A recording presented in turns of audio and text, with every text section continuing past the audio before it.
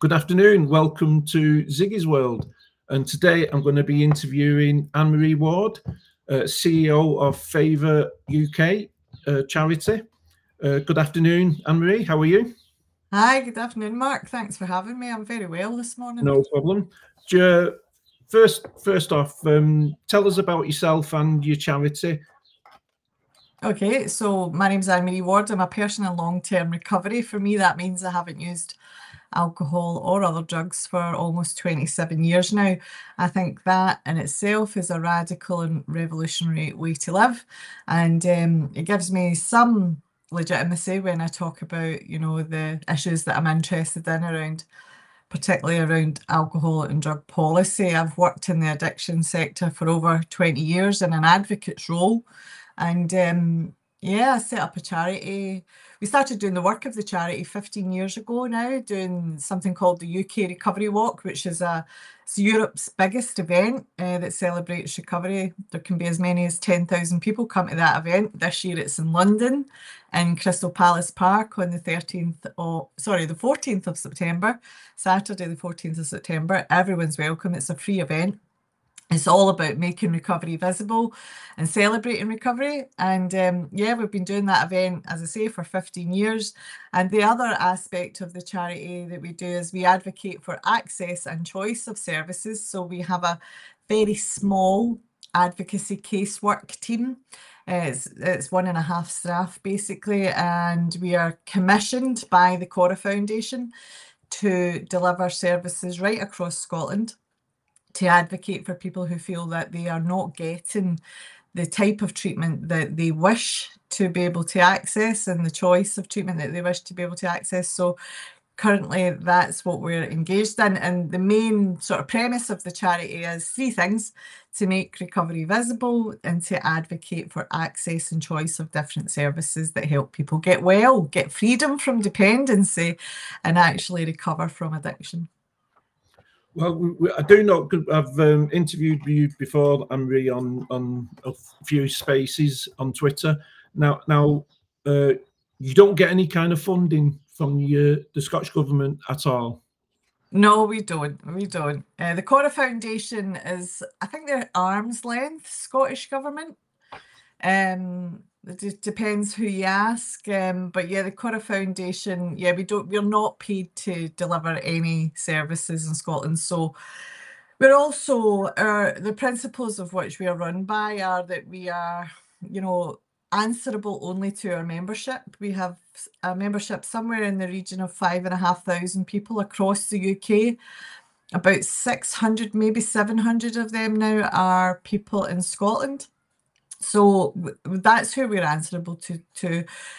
Not even to our funders, the people that do give us money. Obviously, we try and do our jobs well, so as they're happy with us, but our loyalty is to our membership and no one else. Why do you think that is? Do you think it's because you criticise the government on their policy, the drug policy and alcohol policy, or do you think it's just that you really don't look for funding from them?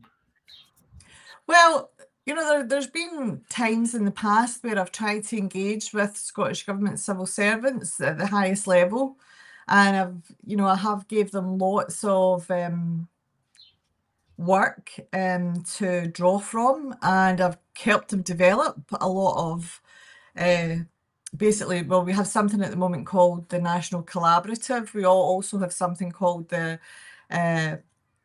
they're working on like the human rights aspect of access to treatment. So we have collaborated with the Scottish Government and offered them guidance and steering over many years, but we're not their preferred voice. I think what we've challenged is that because our voice is independent of government, that it's less than listened to. And we've highlighted that the majority of the quangos that are connected to Scottish Government and the services that offer harm reduction interventions are all paid for by the Scottish Government. So I think it doesn't take a genius to work out that he who pays the piper plays the tune. So we've always been very cautious about getting into bed with anyone that offers us money or that offers us any sort of platform. So we always do our due diligence. We're always vigilant about who we associate with, and yeah, we're in a position where we can hold on to our independence and our autonomy, and have that voice of integrity. Unfortunately, there's just so few organisations in Scotland, not just in the addiction sector, but in general, that can have that autonomy and that independence and that integrity.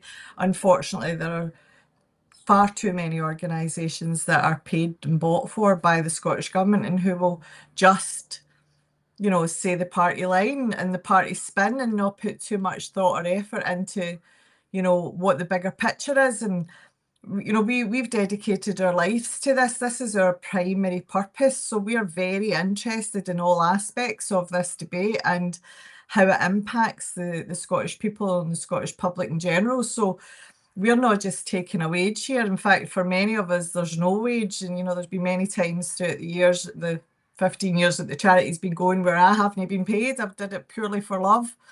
And so, we're driven by principles that are far deeper and far more important than, being virtue signalling or being in with the in crowd. That's nothing could, and in fact, the fact that the in crowd in Scotland has got so unpalatable recently, just having that integrity has really stood us in good stead when we've been very unfashionable many times over the years, and it's quite incredible, really, because we've been advocating for is balance, Mark. We're just asking for a balanced treatment system that offers both harm reduction interventions and treatment that will give you freedom from dependency or help you access that freedom from dependency, which is to the general public is an absolute no-brainer.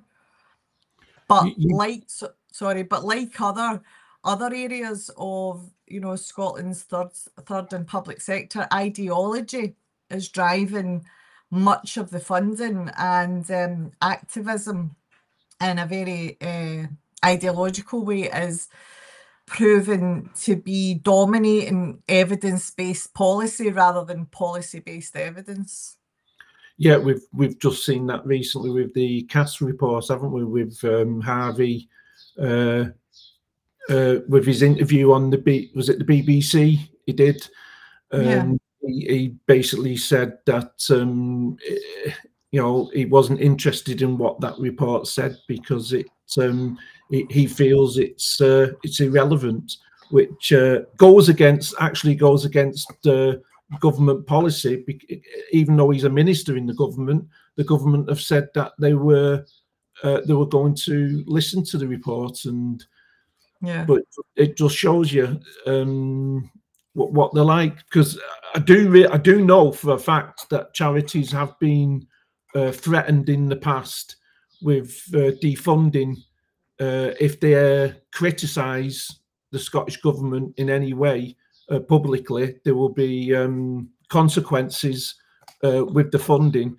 So I want to move on to the abuse that you receive on Twitter and on other platforms, social platforms. It's quite it's getting quite nasty now, isn't it?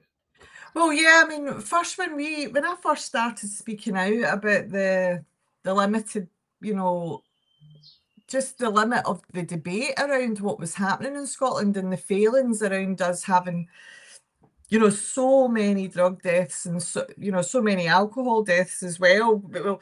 People immediately said I was a Tory shrill or a Labour shrill or a unionist. I won't repeat the words. And I found this incredible, really, because I was just, at the time, I was like, how they couldn't be any further from the truth here. They couldn't be any more wrong. I was a fully fledged member of the SNP, and but what I've seen in the last maybe 9 months or so is that, you know, abuse being really ramped up. You know, like, I'm now a racist, I'm a far right, you know, whatever, I'm Islamophobic, I'm, you know, like, Join the club. it's beyond the pale. Do you know what I mean? It really is. It's beyond anything that I've ever experienced, you know, in my whole life, you know. Discredit you? Do you think they're trying to discredit you and what you're trying to do in Scotland? And Yeah, why? I don't think it's particularly personal to me. I think they're doing it to everybody who speaks out or who questions. I think we've got an authoritarian, totalitarian in some respects, government. And when I say that, what I mean is, you know, throughout the process of the last maybe 4 or 5 years, you know, there's been umpteen consultations done again in a wide range of policy sectors, you know, but I can talk about mines very up close. And, you know, these processes go through where they're supposedly consulting people, but I know, having worked inside the tent as well, that those outcomes are already in place before the consultation takes place. So they go through the process and the motions of getting people's views, but it's really only the views that agree with the intended outcome that remains. So there's an authoritarianism to that and a totalitarianism to that. And also, it's abusive because it's gaslighting people, you know, and it genuinely is gaslighting organisations. I've seen it widely across the addiction sector. I've seen it in the women's sector as well, particularly. And of course, you know, this whole, you know, I'm by nature, I'm a very agreeable character, you know, but I'm not agreeable when it comes to stuff that I believe in, and when I think something is wrong. I'm very, you know, from a small child, I was very, very aware of injustice. I suffered quite a lot of injustice as a small child, so I'm highly attuned to it. So I won't stand by and let it happen and just watch it or play along, which I think a lot of people do for a quiet life.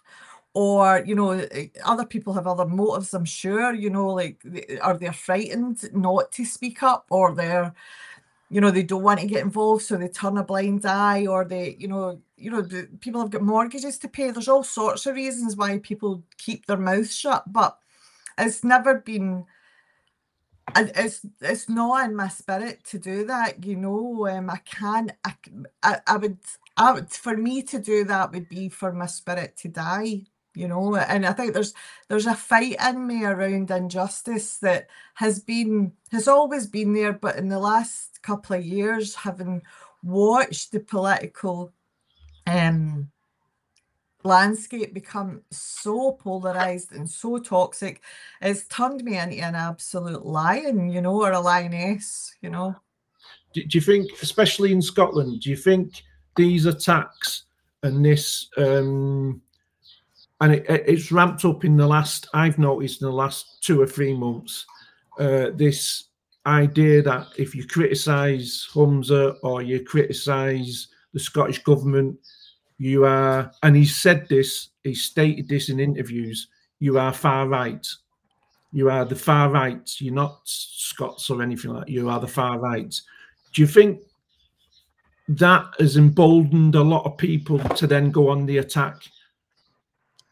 I think absolutely. I think it started about 18 months ago when I think Nicola Sturgeon stoked some of this with her comments about people who didn't believe in self-identification or had problems with self-identification and the implications of that on our healthcare system, on our criminal justice system, on our, you know, our schooling system. You know, she referred to those people as transphobic, homophobic, misogynistic, and probably racist, which was incredible, like, for an absolutely incredible general sweeping statement. Like, I was so shocked, you know, that a person in high office of any nature, but our First Minister, to say that was, I mean, it was stunningly you know, just unbelievable. I don't have you know, it's shocking, absolutely shocking. And I think the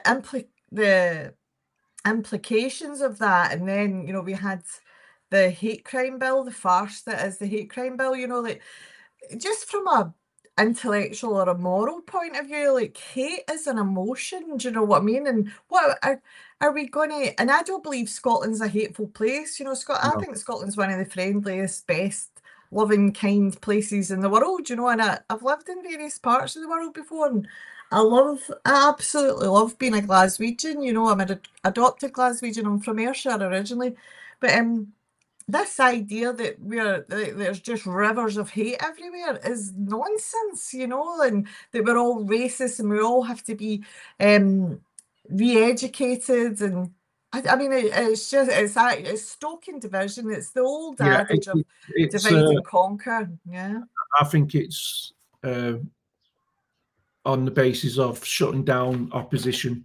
I think it was an attempt by Humza when he was Justice Minister to get this through, and it's purely to stop opposition, to be able to shut down opposition from the Well, media, from social media. historically as well, that type of tactic has never worked. Do you know what I No, mean? Like, it doesn't even make sense to do no. that.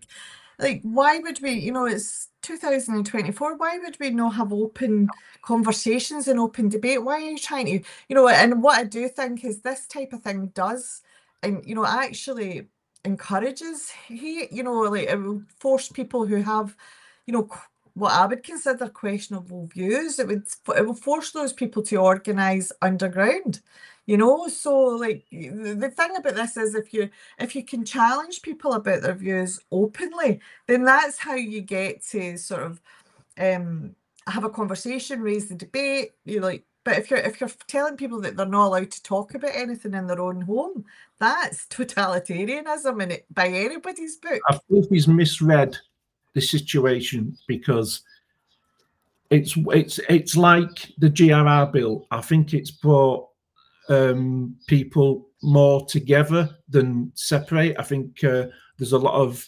nationalists thinking, well, I can be arrested now for this. It goes both ways. You know, I could get in trouble for that. And I think he's actually misread the situation. Rather than shutting down the opposition, it's basically shutting down the country. You know, anyone can't have a has to be wary that they could be reported. Yeah, and I think anybody under, you know, obviously putting yourself in the firing line, like we do, right? Or like even the MSPs and the MPs, you know, they're public figures, your head's above the parapet, people are going to take shots at you. There is going to be a level of scrutiny when you're in the public eye. I've experienced that myself, you know, I'm sure you have as well. But I saw the First Minister being interviewed last week, and I was shocked at him. He was literally slurring his words. He was acting incredibly erratically. And I thought, you know, there's that, to me, looks, you know, like someone who is under extreme pressure, to say the least. And in one of the interviews, I thought, that looks like someone who's heavily medicated. So I mean, I genuinely hope that he's okay, because he certainly doesn't look okay. And I think that this is of their own doing. This is the amount of hatred that they are stirring up, and the amount of like, you know, just like this idea, like, people are frightened to even voice their own opinions, which are perfectly rational, normal opinions, and they're frightened to say them. That has a chilling effect, you know. Do you think, talking about him being under pressure, do you think his family situation with his what's gone on with his brother-in-law, do you think that might have a huge impact on Humza at the moment, with like looking so under pressure? What's your opinion on this? Do you have an opinion on what's happened with his brother-in-law? Yes, but, you know, I'd be a liar if I said I didn't have an opinion. Everybody's got an opinion, do you know what I mean? It's whether they share it or not, which is important. Yeah, of course, again, you know, anytime my siblings are under any sort of pressure or any stress, it affects us all. So there's bound to be, that is absolutely bound to be having an effect on him, you know, and his family. And of course, people will say, yeah, but it's no, you know, it's not him. You can't judge him by his brother, you know, like, which is true. Of course it's true, but you know, that's bound to be having a massive impact on him and his wife and everyone else, you know, because That's true. That's true. But when Sturgeon has done it, we've seen Humza do it. If there's any UK politician who gets in the same position, the number of times they have talked about Boris's private life, Humza's done it, Sturgeon's done it, and I'm afraid if you're a First Minister or Prime Minister or high-ranking a politician or any politician, yeah, that is going to be you are judged at, wrongly or rightly, but you are judged to a higher standard. Now, if they're going to criticise others and ask them to resign over family connections, we've seen it with Penny Mordaunt, we've seen it with other politicians whose family of siblings have, you know, got into trouble or anything like that. So Holmes is just getting back what he's given out in the first place. So as the First Minister, he should be aware that his family is going to be in the spotlight, wrongly or rightly, but they are going to be in the spotlight, and it will be discussed and it will be talked about, and he will be, because he's First Minister, he will be held a judgment on what is how his family act. Yeah, and I suppose, you know, like anybody wanting to think about going into politics, they have to take all of that into consideration, you know, how it will affect them themselves, how it will affect their families, you know, their siblings, their extended family, etc. And I think for us to not, you know, for us to say that we can't judge Humza or, you know, on his brother-in-law and his brother-in-law's behaviour when there's such serious charges, you know, at least our judgment should be about the toll or the pressure that will be having on him as an individual and as a family member.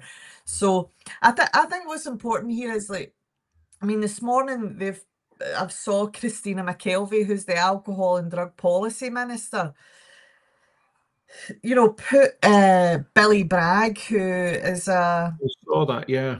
You know, she's put him above Dr. Hilary Cass's report. You know, for me, it's very obvious, and I was thinking about this over the weekend and talking about it with friends about the influence that ideology has on our politics. And of course, you know, some people would say that is what politics are all about. It's all about ideology, and competing ideologies. But I think in particular, at the moment, there's a tremendous amount of time, effort, discussion going into identity politics, where you know, the poverty rate is rising faster than at any other time in history. So, like, there's a conversation about class division here that isn't being held.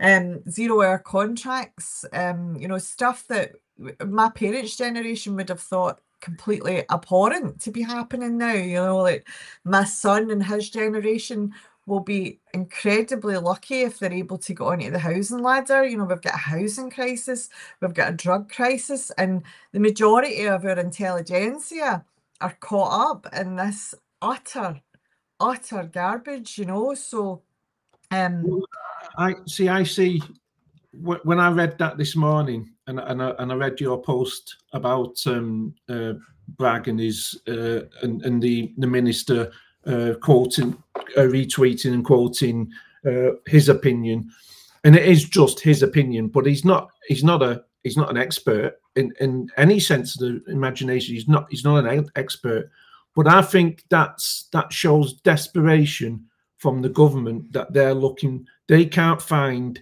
a counter expert to challenge what the report has said. They can't find anybody, so they're looking for anyone with a presence, you know, a celebrity or anybody to justify their position. Yeah, because and it's so telling, you know, like it's so telling, Mark, that, you know, we've got experts in this country on a variety of, you know, really, really like housing experts, addiction experts, recovery experts, you know, like, and you know, obviously what's happening with the self-ID, and particularly the scandal that is, you know, giving children puberty blockers, you know, like, and the whole ideology of that being in our schools. I was talking to a woman at the weekend, and her 4-year-old's nursery were asking what her pronouns were. And also, you know, this idea that we're putting LGBT advocates into primary schools, you know, I just find that's, you know, and I'm a survivor of sexual abuse, childhood sexual abuse. So that, you know, this all looks like grooming to me. Like, why are we even discussing? Why are we even discussing children's sexuality? Children don't have sexuality, and why are we telling children that they can be born in the wrong body? Children will believe adults who tell them that. You know, I just think, and also, you know, from yeah, well, it's this ideology, this activism that has taken over, and I think the conversation we're going to shift to over the next year or so is why is it that all of these ideologies have took such a grip? Now, that harm reduction is also an ideology, so the idea that people can't get well from addiction, we just need to make it safer for them to use drugs. We need to give them clean needles. We need to give them safe places to use drugs, which on the surface is very compassionate, right? But it becomes unethical when you offer nothing else. And that's the situation we're in Scotland. There's very little services other than those harm reduction interventions, which I'm not saying we should get rid of them. I think we should keep those services, but it should not be the only thing that we should have. And I think the conversation has to move into why these ideologies, whether it be harm reduction philosophy, have become like religions to people, or, you know, the gender ID stuff, or the you know, the whole network of like sort of sexual politics, why that has become like a religion to people. And I would say that it's because there's a massive God-shaped hole, whatever God means to you, you know, there's a spiritual malaise in society, and people are hanging on to these ideologies and making those their religions by hell or high water. And I think what we have to do, and I'm hoping the conversation moves over the course of the next year towards what is that God-shaped hole, and why are people so stuck, and, you know, what is complete insanity from where I'm standing. You know, I'm a practicing Catholic, and I feel like I'm inoculated to this because I've got, you know, genuine compassion, genuine love, genuine, you know, the concept of live and let live, that's through me like a stalk of rock, you know, love thy enemy, you know, all the good stuff, turn the other cheek, you know. And I'm just like, you know, like where we're at as a society is this polarization and binary, like, and every opportunity the politicians appear to have, you know, keep pushing these binaries all the time. And unfortunately, the activists who are most loud genuinely have the ears of politicians who are perhaps not best placed to decipher the information around, you know, what they're being presented with, or to think critically around the information that they're being presented with. And that's a whole other story about how our politicians are now in the places that they are in. You know, they've been schooled through the political system, many of them since they were young adults.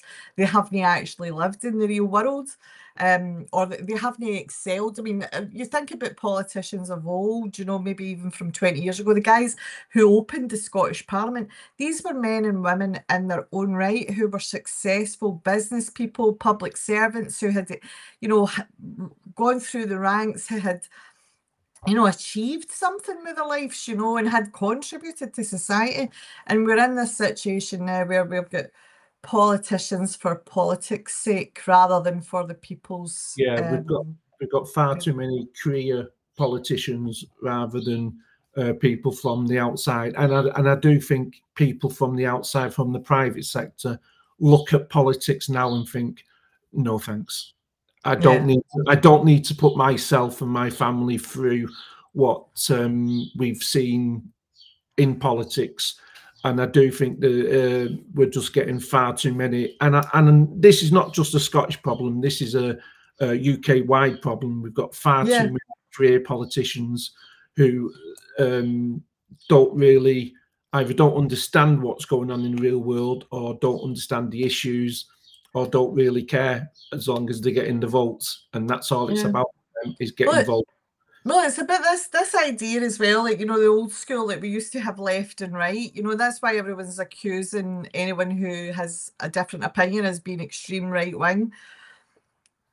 Like, politics now, you know, from my point of view, like, it'd be very, very difficult to only have like policies, you know, like only agree with policies that Labour had, or only agree with policies that the Tories have. I think most right-minded people or right-thinking people would, you know, agree with some policies from Labour and some from the Tories, you know, and others from the Lib Dems or whatever, you know, the SNP.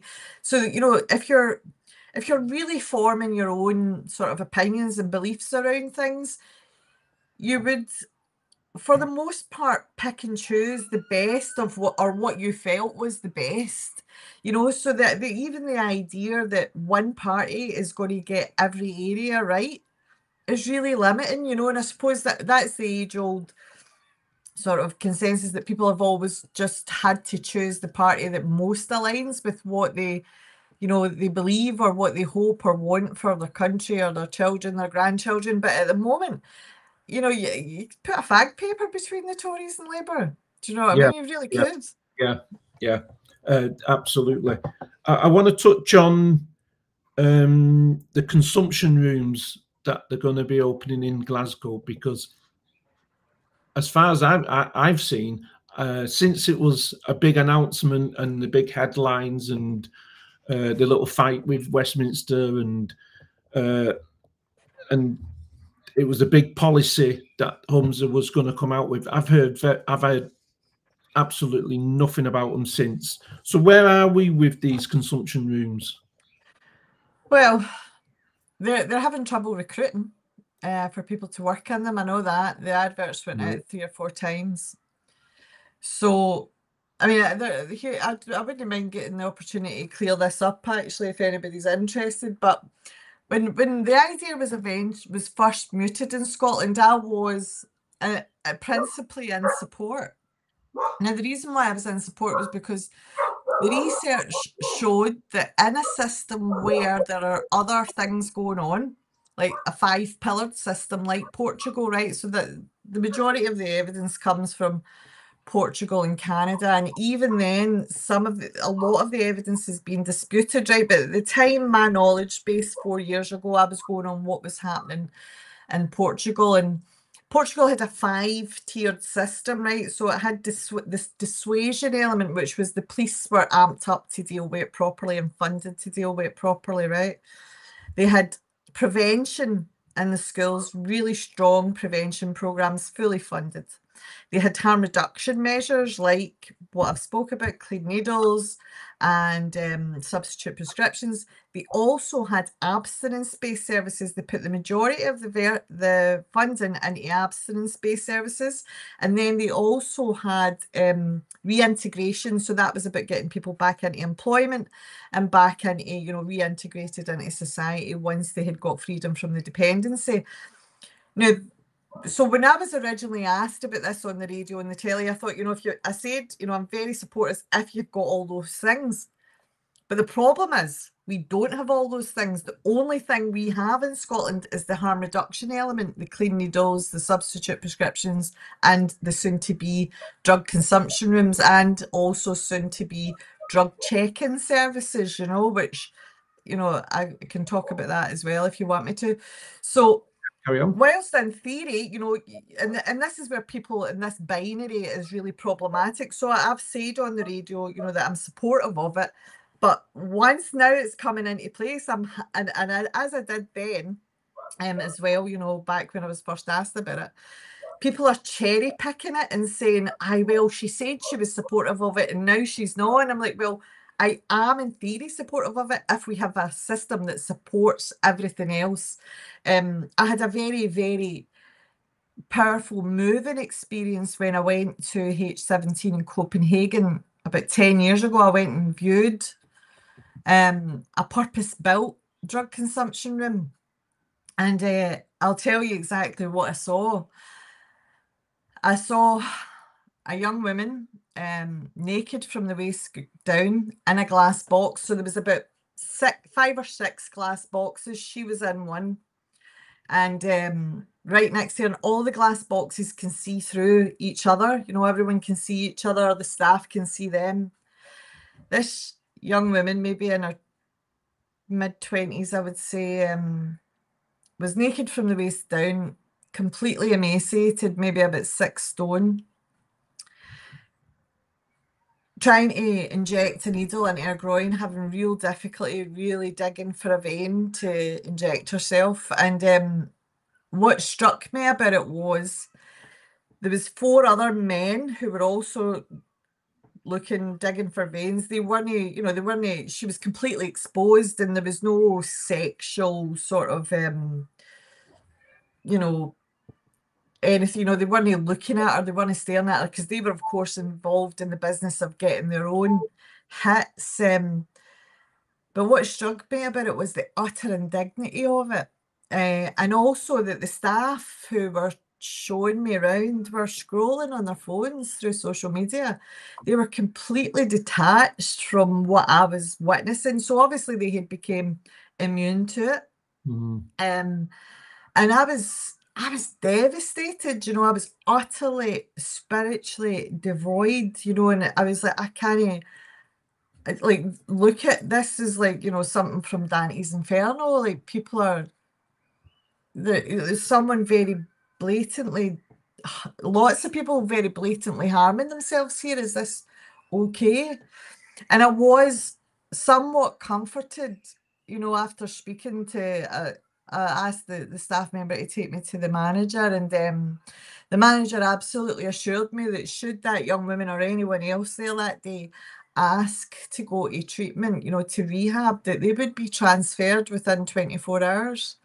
So that gave me some comfort, but it stayed with me for weeks. I left and I was weeping. I was on the phone to various people in Scotland in senior positions saying, like, we can't, you know, like, if we are going to do this, we need to make sure that people have access to rehab and that they have that access and that choice.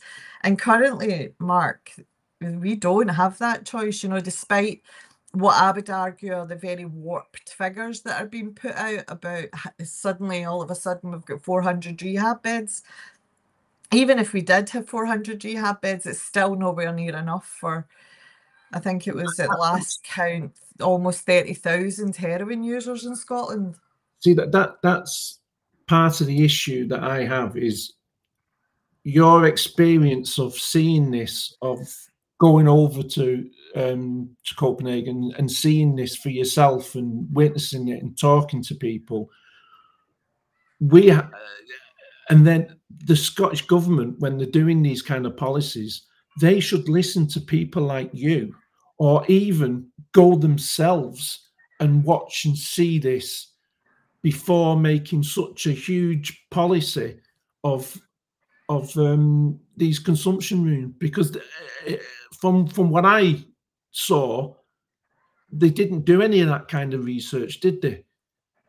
Well, I'm sure they did. I'm sure various ones went over in jollies, but I don't know, Mark, you know, maybe they're under the illusion that we do have an actual treatment system here. That, well, one of the things that struck me about continues to, you know, perplex me about the decriminalisation argument is that in Portugal, where and when this was hailed as a success, and I'm going over to speak at Lisbon actually in June, the deaths have risen again in Portugal because they've defunded those other 4 aspects. It's not worked, has it? No, it hasn't worked because they've pulled the funding out of the other areas, you know. since this and I saw this a lot, was, well, look at Portugal, look at Portugal. The Scottish government said, look at Portugal, look at Portugal. So I did. I looked at Portugal, and they don't, obviously they don't have a serious issue as what we've got, but the drug deaths and the drug addiction is just going up and up and up. And they're now having to re-look at this policy and go back because it just hasn't worked. But that was held up as from the Scottish ministers as the example that we will follow. Yeah, I mean, you're now in the absurd situation in Portugal whereby you could be outside a children's school using heroin. Yeah, yeah. And you won't be arrested, but you will be arrested if you're smoking cigarettes, you know, like. From what I was told, and we discussed this in a space once, is all the taxi drivers have a stash of drugs that they carry to the airport when they're picking up passengers from other countries.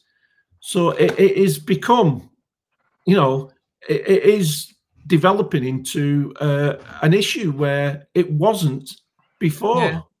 Well, the other thing about it is, like, so Portugal, to use Portugal as an example, it's very culturally different to Scotland. So, you know, Portugal's still very socially conservative. It's mainly Catholic. So drug use isn't acceptable in that sense, you know, certainly no hard drug use. But you're right, the creation of a black market, and this is always the argument that just makes me laugh, you know, like when, so, you know, Facebook warriors or memes, you know, the guys who share the memes about we need to, you know, regulate the market, and we need to, you know, regulate the supply. And, you know, if we start to you know, give a what they call in Canada, which is a complete misnomer, by the way, a safe supply. So if we're to regulate this, and if we're to distribute these drugs and, you know, take it into the state's hands, we'll cut out all the criminal gangs, and, you know, it'll all be regulated, we'll be able to tax it, and it's utter nonsense. Because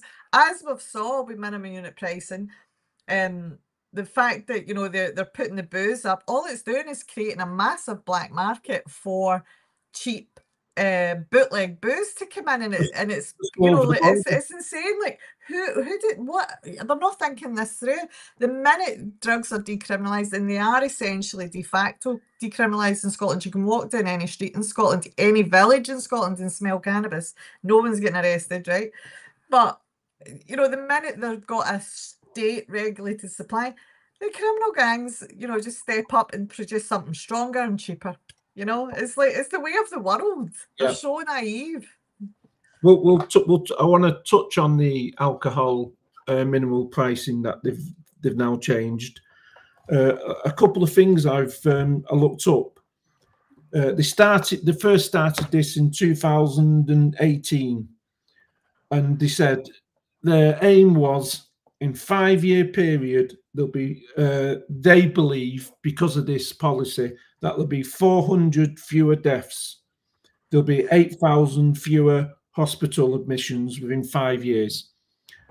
And within 20 years, there'll be 120 fewer alcohol deaths per year, and 2,000 fewer hospital admissions per year. Is that realistic? No. No. Absolutely not. That's off the Scottish website. That's off the Scottish government website. There was a brilliant blog done on this, if anybody's really interested in doing a deep dive with it, by a lawyer called Stephen McGowan. It's called The Minimum Pricing Multiverse. And he just absolutely picks the whole thing apart bit by bit. It was actually really disturbing for me to see so many of the Scottish government quangos, you know, the guys that are paid to pay the piper's tune, come out in support of minimum unit pricing when there was so little evidence. But again, like in the women's sector, claiming that the evidence was so strong, you know, like from a layman's point of view, you know, like all you have to do is look at the alcohol deaths, which have risen, you know, I think by 13% since its introduction.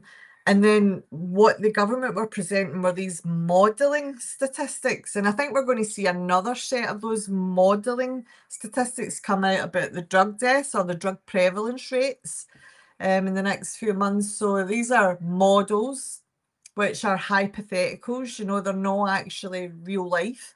Whereas the real life figures are saying alcohol deaths are going up, liver disease is going up, you know, like all the sort of associated diseases with alcohol abuse is going up.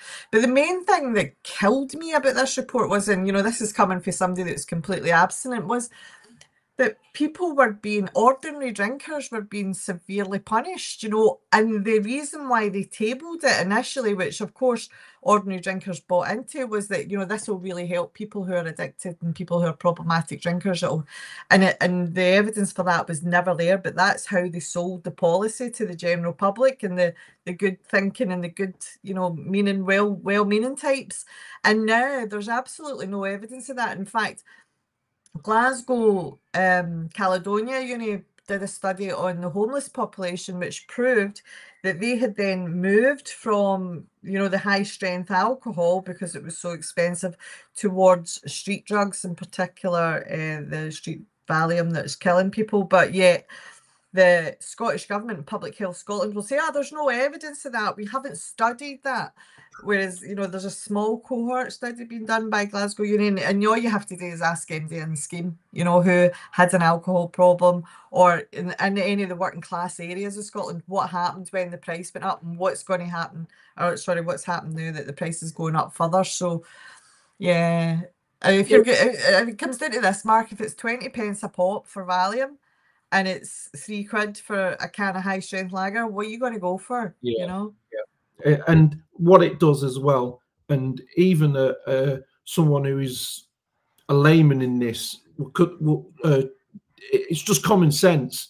A person with alcohol problems, an alcoholic, will find that money somewhere, which all it does is it squeezes the family even more, because they will find that money somewhere. Get themselves in some serious debt. The family will get in some serious debt because that person will get that alcohol no matter what price it is. And when we live in such a small island, and I live on the border, it's just quite easy to nip over to England, get a van, nip over to England, buy your drink, come back, and others will sell it. They'll do some booze runs just across the border, absolutely, and come back. Somebody's going to make an absolute fortune doing booze buses down to Carlisle. And you're right, you know, people who are dependent on alcohol will prioritise it above food and heating and the family, you know, and they have to, because, you know, so, you know, this is, as far as I'm concerned, like drug consumption rooms and drug checking facilities, these are all like red herrings. Like they're shows we all get caught up in the debate around it, when actually what we should be doing is talking about, you know, can we get access to treatment that helps people actually get freedom from dependency, and why is our treatment system failing? Why have we got 3 times more deaths more than England? You know, these are the things, these are the questions and the discussions that we should be having, rather than, you know, fiddling while Rome burns, essentially, you know, rearranging the deck chairs on the Titanic. That's exactly what they're doing. They're just doing this so as everybody gets caught up, and they're steering and framing the debate rather than, you know, the very obvious, you know, well, why are we not helping people get freedom from dependency? You know, is it something? Is it along the lines of, well, it's less work and easier just to, and it's a better headline to put prices of alcohol up. It's a headline. We look as if we're doing something, but they're not having to actually put the work in to do the studies, to do a policy that is quite substantial, like a recovery. They're not interested in that. They just want the quick headline, don't they? Because that's what this government has been for the last 17 years, a headline. They just want the headline. Well, you've seen it a lot sooner than me, actually. I think we've got evidence of that now, haven't we? The Scottish government's got, for every one independent journalist in Scotland, the Scottish government has 5 communication staff. So that's a serious imbalance, but also like it's the short-term thinking around this issue. That they're only thinking in 3-year or 4-year parliamentary terms, because they're thinking, right, it's particularly around the drug issue, like the cheapest option is methadone, but that only is the cheapest option if you're only, you know, delivering it once. But if you continue to keep people on methadone for 30, 40 years, which is the case now in Scotland, what happens is, and when they first introduced that policy, there was a crime reduction dividend. That's why the Thatcher's government and the various activist groups around at the time persuaded the politicians to provide methadone. They were also adamant that it was not a Trojan horse towards decriminalisation. You know, Dr. John Strang at the Maudsley Hospital, very balanced advocates who said we need these harm reduction interventions, we need the substitute prescriptions, but we also need the rehabilitation to give people the opportunity to get freedom from their dependency. So the original argument was that we needed to do both, and unfortunately what's happened over the last 30 years is the harm reduction activist voice has got stronger and stronger and stronger. The budgets have got smaller and smaller and smaller. So therefore, when this is interesting, right? When the industry, the addiction industry, talks about treatment, what they're talking about is harm reduction interventions like clean needles, drug consumption rooms, substitute prescriptions, wound care. Now, when the public hear the word alcohol and drug treatment, they think rehab. So the majority of the budget is going into these harm reduction interventions. So those 3-year sort of cyclical political terms. And also now in Scotland, because we've not been doing rehab for over or around about 20 years, we've only been doing it on a tiny, tiny scale. The workforce, it's like institutional memory loss. They don't even remember. A lot of the workforce don't even remember a time when we used to send people to rehab and people used to recover. So you've got this horrible situation where it's like the workforce is completely biased because they never see anybody get into recovery. Whereas in England, it's a completely different system. Over half the workforce are people in recovery. It doesn't come through the public sector. It doesn't come through nurses and social workers. The majority of it comes through the third sector. They buy in some help from nurses and social workers and doctors, but the culture of the services is so different. You're met, as I said, over 50% of the workforce are people in recovery. So you're met with people who expect you to recover. They can show you how to recover. They say this is how you're going to get there. Whereas in Scotland, that's not the case. You're met by really kind, compassionate, well-meaning, highly paid, highly professional nurses and social workers who don't understand recovery. They're addiction experts, but they're not recovery experts. And you need that balance in the treatment system. You need both. And unfortunately, voices like Ming who argue for balance, we're now right-wing, unionist, far-right, Islamophobic nutcases. Yes. Well, you've joined the club then. Yeah. I think we all are. Well, I think that's it for today. But it's been really, as usual, really interesting listening to you and chatting with you. And I hope you'll come back and do a follow up. I'd love to. And if anybody's got a spare few quid, please donate them to my wee charity. It's called Faces and Voices of Recovery UK. You can get a wee donate button on our Twitter feed or on our website. Brilliant. And do go and follow Annemarie on Twitter and look into her charity in that, because it does fantastic work, really does. So thank you for that, Annemarie. And thanks, Mark. We'll have a short little break, and then it's time for Ziggys Rant, and then we'll end the show. So 2 seconds, and then I'll be back.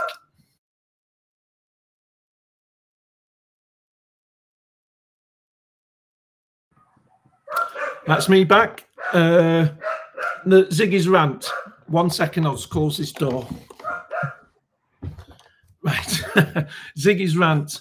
Now, we saw Sturgeon in Parliament with her apology, and I took her eye off the ball when it came to drugs and alcohol deaths in Scotland. Worst deaths in Europe. Took her eye off the ball. And how long ago was that, Annemarie? 2 years ago, was it? No, 3 years now, yeah. 3 years ago since she said that. And they've still not got their eye on the ball. There's still worsening drug deaths. Alcohol deaths are getting worse. We are seeing a serious problem in Scotland, and they're not even looking at it. They don't even care anymore.